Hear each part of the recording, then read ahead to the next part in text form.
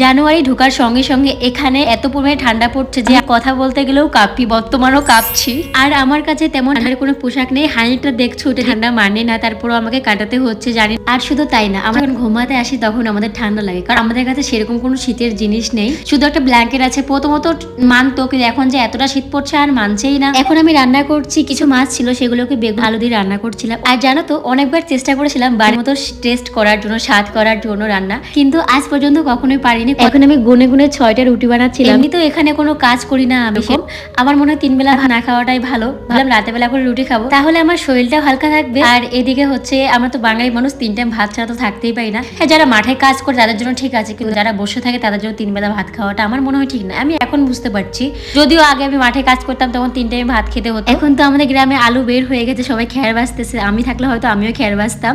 যাই হোক, বর্মশা আজকে আসার সময় মোমো নিয়ে এসেছিল, সেটাই খেয়েছিলাম।